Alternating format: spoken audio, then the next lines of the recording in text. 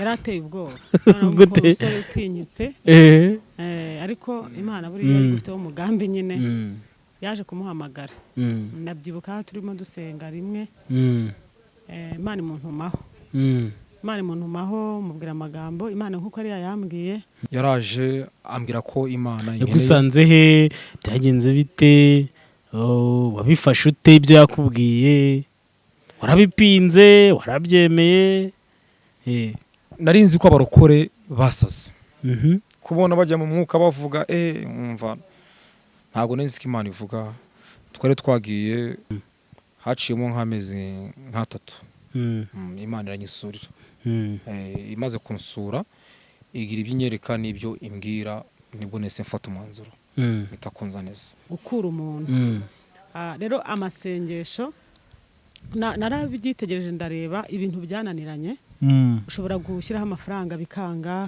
ugashyiraho ubwenge bikanga ugashyiraho amashuri bikanga ndetse n'abakomeye bakabijyamo bikanga ariko iyo bigeze ku mavi ugapfuka mu gasenga birashoboka rero amasengesho ni intwari ikomeye naboneyemo amahoro n'umunezero umunezero ntigeze mbona mu byaha nawe ubonye kwa Yesu amasengesho atanga amahoro cyangwa se umunezero gute hari ibintu akwibagiza hari ibyo akwereka bigenda bite ku buryo umuntu yabibonamo umunezero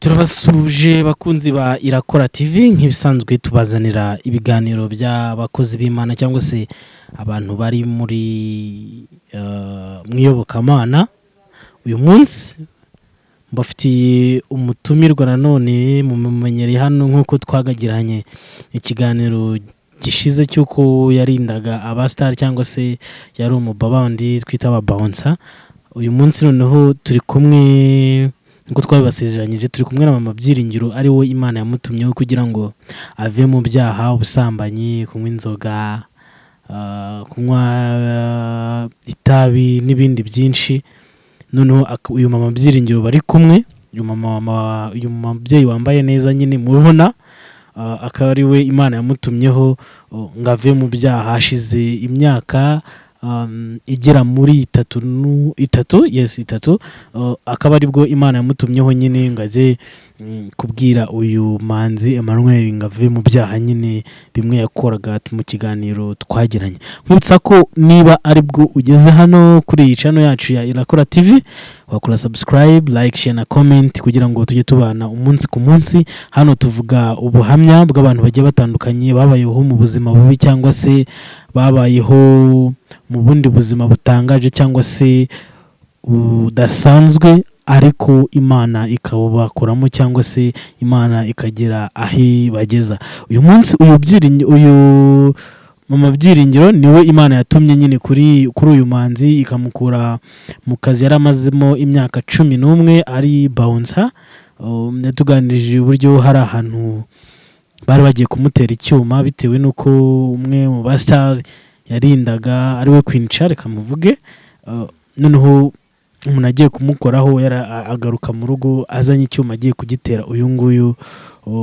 manzi Emmanuel ari we turi kumwe ubu ngubu usigaye ukorera Imana ikindi nuko uyu Imana yamukuye uyu manzi Emmanuel Imana yamukuye Rusizi yaramaze iminsi abibwiriza Nyabugogo mu gihe twagiye mu kiganiro twagiranye nyine cya mbere noneho uyu munsi rero ari kumwe n'uwo nakita umubyeyi we cyane ko ari we wamuzanye muri ibi bintu cyangwa se mu gakiza muri rusange muri ibi bintu byo gukizwa turabakiriye mwese reka mpere kuri mama Byiringiro wamuhereza mikrofone wamufasha mikrofone akavuga turakwakiriye murakoze cyane nanjye ndabasuje mwese umeze neza meze neza wambaye neza pe kozi w'Imana murakoze cyane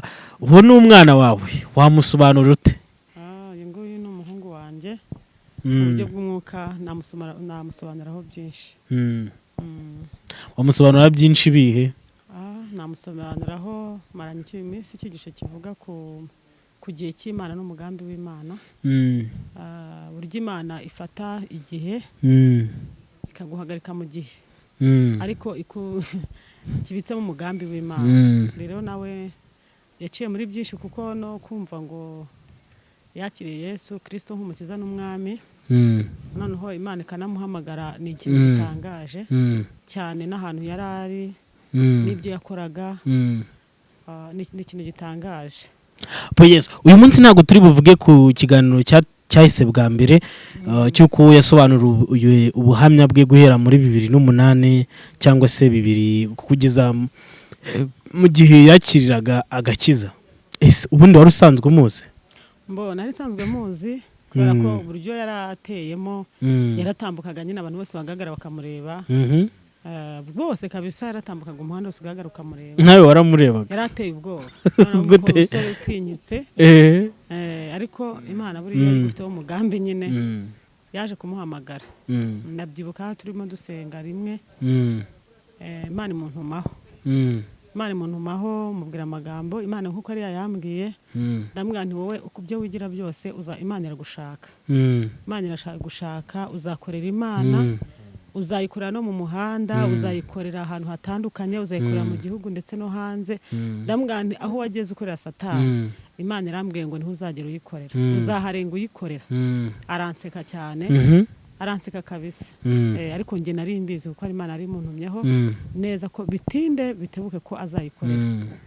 Byatwaye igihe kingana iki kugira ngo noneho ubone ko nyuma yo kuguseka nyine umuhaye message Imana yaguhaye, noneho byatwaye igihe kingana iki kugira ngo yisange cyangwa se akorere Imana?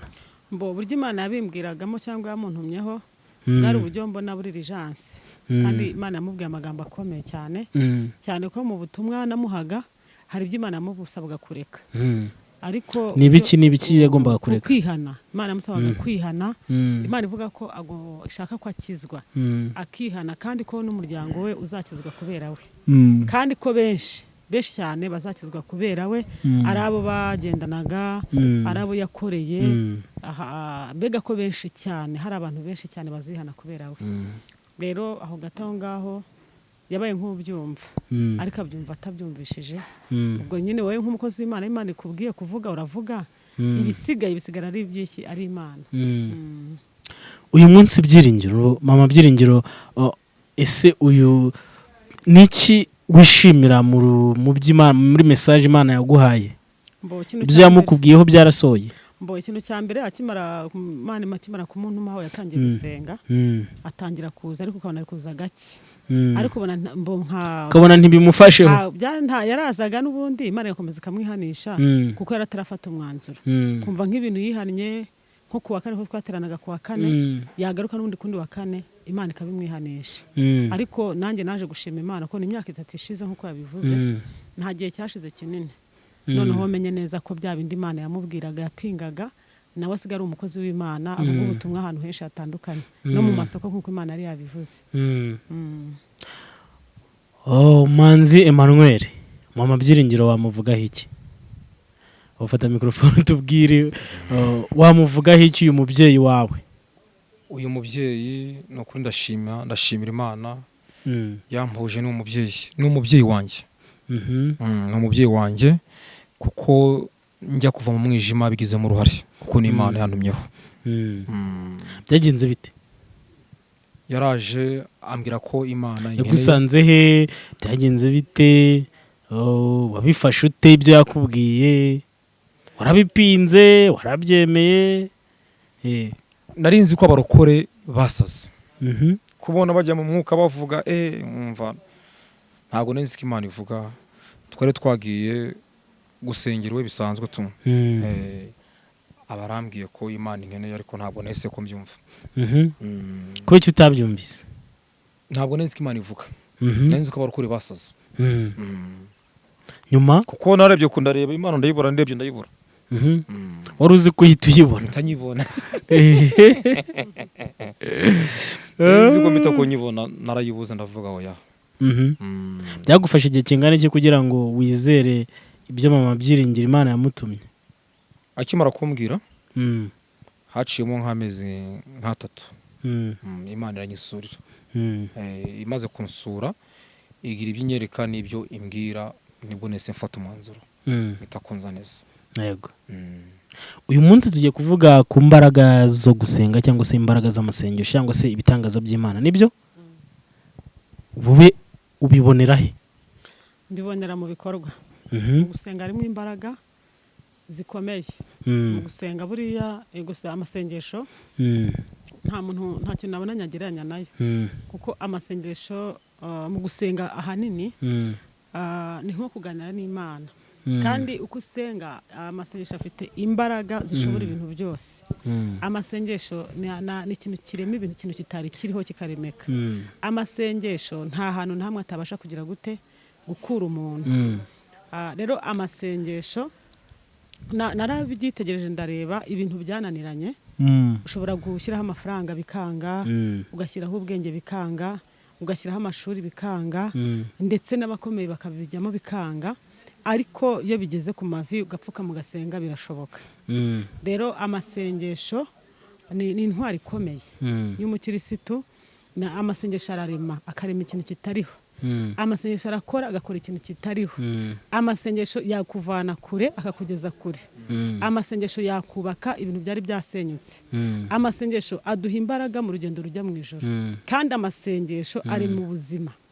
Utari ufite ubuzima, amasengesho arakubaka ukagira ubuzima. Kandi amasengesho aduhereza icyizere cy'ejo hazaza. Amasengesho niyo avamo, mbega amasengesho yavugaho ibintu byinshi, kandi ibintu bifite imbaraga. Ibintu byananiranye harya byanze cyane nk'iyo turebye ku Bayuda. Abayuda bari bamaze gutangwa, bagombaga kwicwa bagapfa. N'inzandiko zatanzwe umwami yazisinye, ndetse ngo zitangwa mu bihugu bitandukanye ko bagomba gupfa. Ariko iyo urebye bigaragara ko imbaraga zabo zari zarangiye, nta kindi kintu cyari gisigaye. Kuko iyo umwami iri tegeko yari risohoraga agashyiraho n'ikimenyetso cy'impeta ye, byaga bivuga ngo ni itegeko ridakuka, byarangiye kuko yabaga yamaze gusinya. Ariko biratangaje cyane ahantu imbaraga z'amasengesho zigaragarira, nta kindi kintu bakoze. Nubwo Esiteri yarageze ibwami, bamutumye bati naho Esiteri ugezaho, naho wakwicecekera, nta cyatuma badatabarwa. Ariko nawe kuko yarazi imbaraga z'amasengesho, atuma kuri bene wabo, arababwira ati nta kindi, mufate amasengesho y'iminsi 3 twiyirize ubusa, twambara ibigunira. Niko byagenze, kandi muri aya masengesho y'iminsi 3 havuyemo ubutabazi. Amasengesho rero ni ikintu ukora ukagikora kidafite imbaraga, ariko kikabyara imbaraga. Amasengesho abantu benshi babikora bakina. Hari umuntu wavuze ngo ntawe ukina asenga. Abantu benshi babikora bakina, ariko bijya kurangira havuyemo ibintu by'imbaraga. Kuko amasengesho arazahura. Amasengesho arazahura. Wari isuzugurwa, wari umunyamibabaro, amasengesho ni intwaro nziza. Umuririmbyi yaravuze ngo mu gihe cyo gusenga amasengesho yacu ngo arazamuka cyane, akagera imbere y'Imana, Imana ishimwe. Kandi burya iyo usenga nta handi hantu wahurira n'Imana usibye mu masengesho, nta handi hantu mwaganirira, nta handi hantu mwavuganira. Kuko umuririmbyi yaranabivuze, aravuga ngo n'umwana mutoya uzi gusenga Imana ntago azagira ubwoba.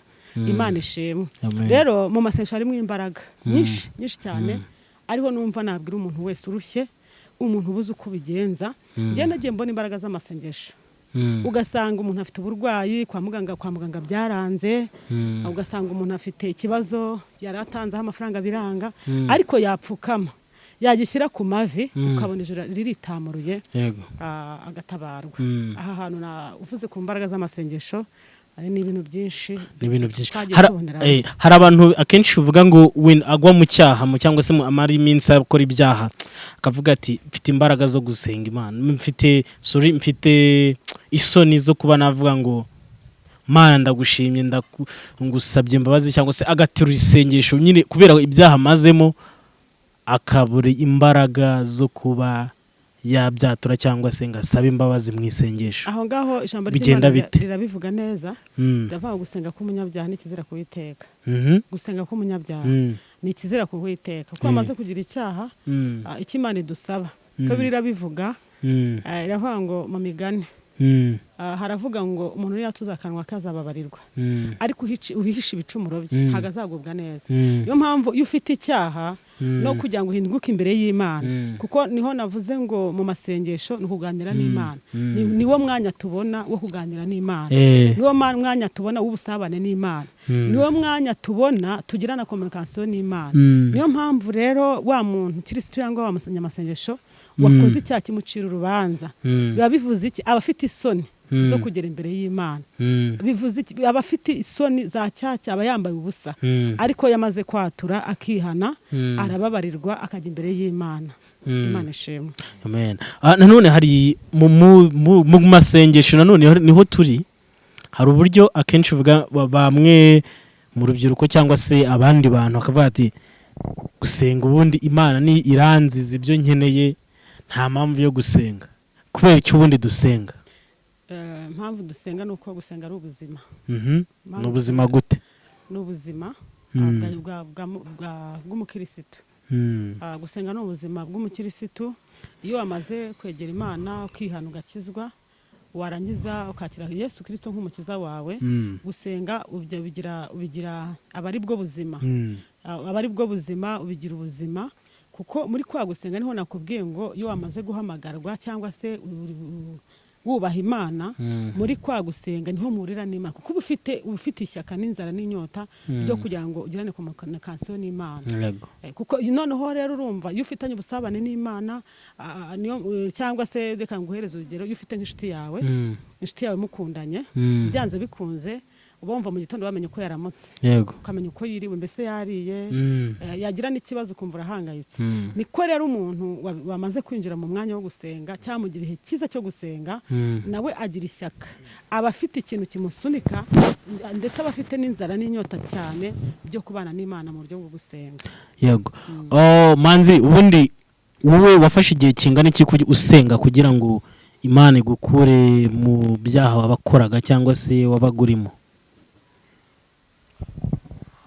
Nazamuka ku musozi senga Imana kugira ngo nyambike imbaraga, kuko nari mfite imbaraga nkeya. Nyuma y'umwaka Imana yatangiye kunyagura mu buryo bwo mu mwuka, nyambika imbaraga. Wazamuka ku musozi gute? Nyine Imana nakubwira ngo ujya kuri uriya musozi nk'uko yakubwira ngo uzamuka akanyarira, cyangwa se byagendaga bite nyine? Nazamuka ku musozi ngiye gusenga, gusaba imbaraga. Kuko nino mpano mfite Yesu yayinshirimo ku musozi, niyo mpamvu nkunda ku musozi. Mu masengesho waboneyemo iki? Mu masengesho n'iki wabonyemo? Mu masengesho naboneyemo amahoro n'umunezero. Umunezero ntigeze mbona mu byaha, nawubonye kwa Yesu. Amasengesho atanga amahoro cyangwa se umunezero gute? Hari ibintu akwibagiza, hari ibyo akwereka, bigenda bite ku buryo umuntu yabibonamo umunezero? Imana imfungura amaso nkareba, ikagira ibyo inyereka, ibyo ntareba ndi mu byaha ndabibona. God.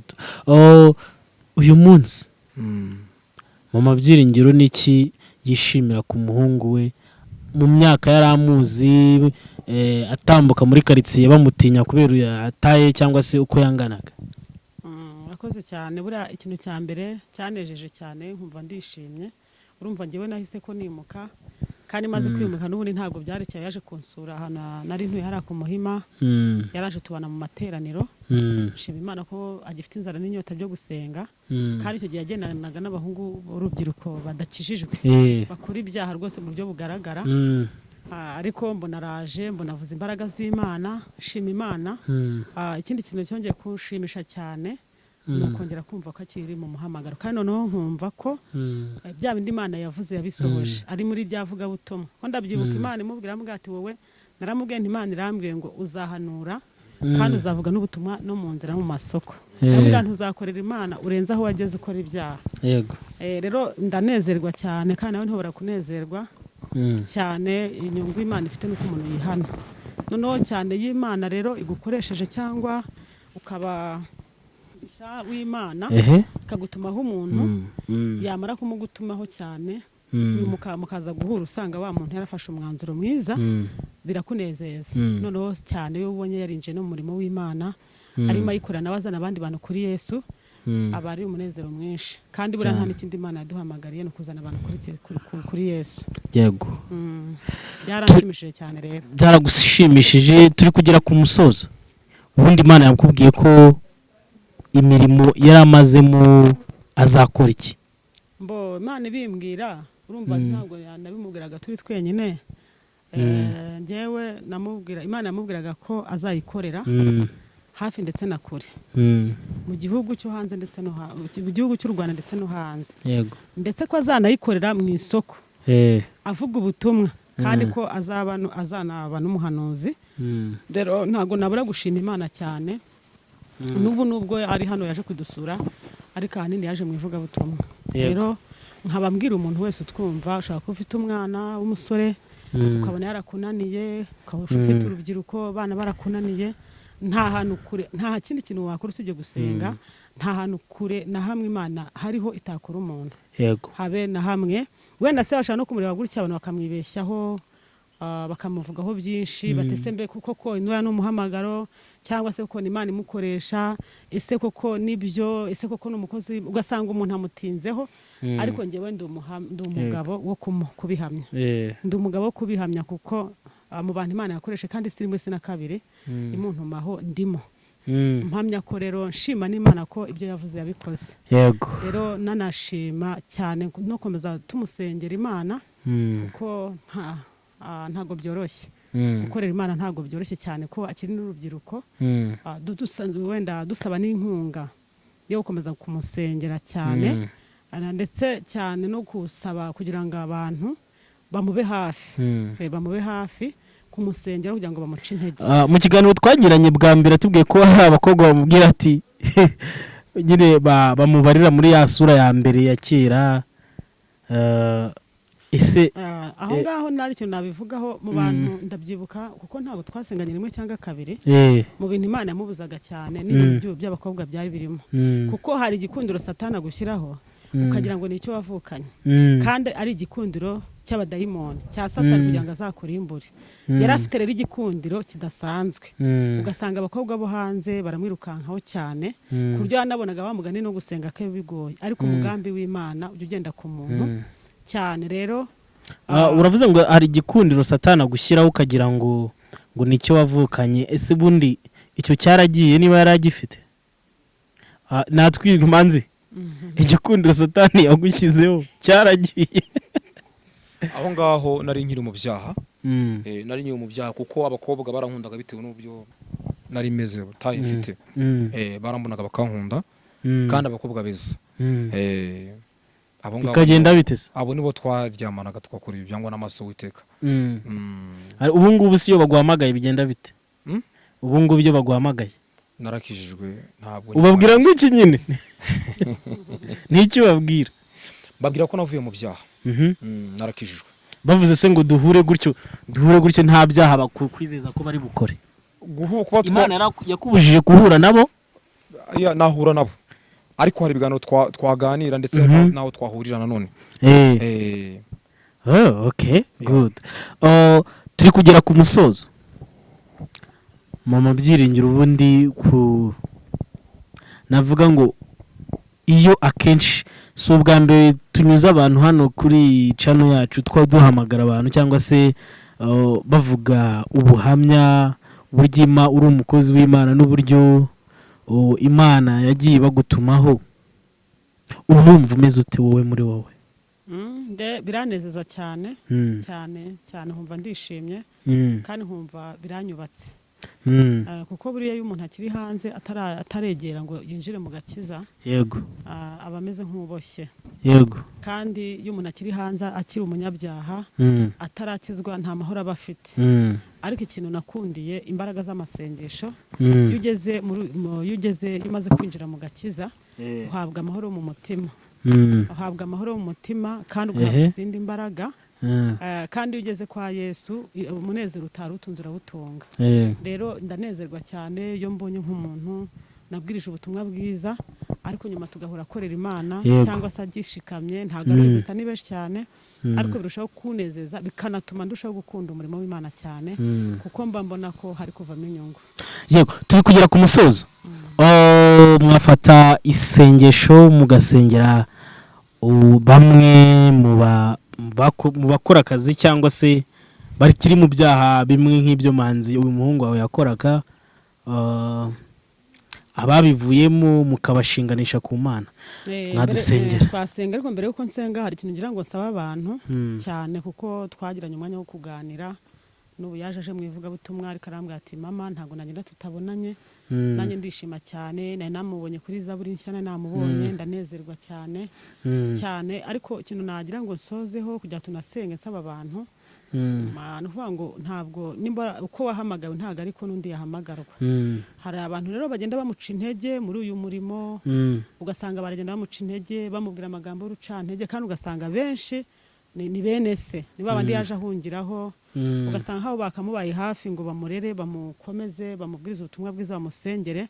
Ntago byoroshye ko wese aravuze ngo ushaka kunkurikira yikorera umusaraba wanjye agire gute ankurikire, ko cyane ushobora kwihana wamara kwihana ugasanga wa muryango wihaniyemo ntago muje kwizera, ugasanga nabo barakwanze, noneho ugasanga nabo bene so nawe awuhungiyeho nabo ugasanga barakwanze cyangwa baguteye bakurasheho amagambo. Ariko ndasaba umuntu wese unyumva Ganza ntago ari umusazi, nta nubwo akorera Satani, ni ibintu mpagazeho mpamya mpamanya n'umwuka w'Imana yuko ari Imana imukoresha, kuko yarabivuze bivuga atari rimwe atari kabiri atari gatatu ko azakorera Imana. Rero hari uburyo ushobora kugira muri bene so nk'aho bakakwakira ahubwo bakagira gute bakagutera bagasa nk'abaguteye amabuye y'amagambo bikaguteza gucika intege no kuba wava muri wa muhamagaro ugasanga asubiye mu bidafite umumaro. Rero ndasaba kugira ngo abantu batwumva bihangane kabisa, dufatikanye gusenga suyu gusa aracyazana benshi natwe turacyazana benshi, ahubwo dusengerane cyane kugira ngo Imana izadufashe gusoza urugendo amahoro. Ariko ndabihamya ko ari umukozi w'Imana kuko nanjye binejeje cyane mbihamiriza kuri iyi kamera yacu ko ari umukozi w'Imana wahamagawe kandi wabivuzweho n'Imana. Maze iminsi mbwira abantu ngo Imana abantu bashaka kurebera mu gihe cy'ibyaha ariko ntibamenye ko hariho n'igihe cy'umugambi w'Imana cyagusohoyeho, bikagusora muri icyo gihe kuko ari ifite umugambi ikaguha agakiza. Rero ugasanga abantu baracyagupimira muri bya byaha ntibamenye ko Imana yagize gute yamaze kwinjiza mu mugambi wayo. Rero Imana ibahereza umugisha. Yego ngaho dusengere. Turagushimiye Imana yacu kandi turaguhimbaje kuri Imana idahinduka, uri Imana yera kandi ikiranuka muri byose, wambaye icyo ndetse no gukomera. Ndagushimira ko uri Imana itabeshya, iyo uvuze ijambo urarisohoza. Ndagushimira ko umugambi wari mwiza ku bantu bawe, Imana ishimwe. Mana rero nsengeye umugaragu wawe kugira ngo umuhe imbaraga kandi umubashishe muri urugendo yatangiye gukorera, umuhe imbaraga, mushyireho ubudahangarwa, mushyireho igitinyiro. Mana umufate ukuboko mu izina rya Yesu umugendane kandi umukoresha iby'ubutwari azane benshi kuri wowe mu izina rya Yesu Kristo. Dusengeye n'abandi bameze nkawe batarakizwa, Mana tubagutumyeho ahantu hagiye hatandukanye kugira ngo ugende ubasange nabo bagereho, ubakure mu byaha, ubazane bavuga imbaraga zawe. Dusengeye urubyiruko hirya no hino, dusengeye urubyiruko rutarakumenya, abakiri mu busambanyi, abakiri mu tubari, abakiri kunywa itabi, mu izina rya Yesu. Hari abari bameze nka Ganza cyangwa se bari banamurengeje, abo bose tubagutumyeho mu izina rya Yesu, kuko ijambo ryaravuga ngo nta nuko rutakura umuntu, aho wakuye Ganza ugende wakure n'abandi mu izina rya Yesu, kandi arusheho kuba icyitegererezo cy'imirimo myiza. Uko niko dusenze Kristo wera, kugira ngo ugende ukura abantu ku ngoyi y'ibyaha, abantu bihane bakizwe ibyaha, abantu baguhindukirire baze bamamaza ubutumwa bwiza ava kuri umwami. Ngahoro Kristo wabambwe ku musaraba, dusengera n'abandi bose bazatwumva. Mana data wa twese bari baduteza amatwi, harimo abarwayi, harimo indushyi, harimo abanyamibabaro, abaremerewe, abo bose tubagutumyeho mu izina rya Yesu, kugira ngo uzatwumva wese, yaba ari mu byaha, yaba atarakumenya, yaba aramaze gucika intege no gucogora. Imana y'amahoro, aya magambo yumvishije, ubuhamya yumvishije bwaho wakweganza, bimutere ishyaka n'umwete byo gushaka mu maso yawe. Urakoze Mana kubyumvisha ni mu izina ryawe Yesu Kristo urakoze. Amen. Murakoze cyane. mwakoze kuza, twizere ko ubutane twongera kubatumira muzaboneka.